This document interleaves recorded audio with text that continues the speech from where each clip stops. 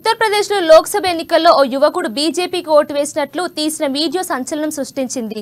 Video viral కావడంతో దర్యాప్తు చేపట్టిన పోలీసులు ఆ యువకుడిని అదుపులోకి తీసుకున్నారు.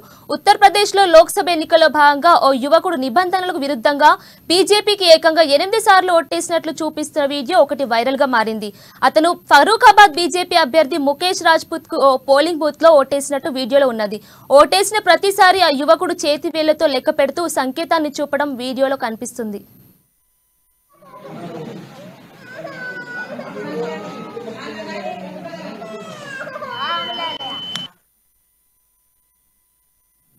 ఈ వీడియోను ఆ యువకుడే తీసినట్టు తెలుస్తున్నది. ఎన్నికల ప్రక్రియపై అనుమానాలు కలిగించేలా జరిగిన ఈ ఘటనపై ప్రతిపక్షాలు తీవ్ర ఆందోళన వ్యక్తం చేశాయి.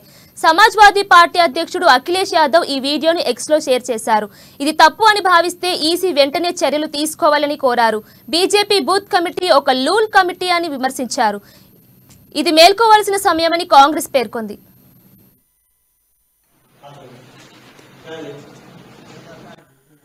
पांचवा देख लीजिए, पांचवा देख लो, पांचवा है, पांचवा।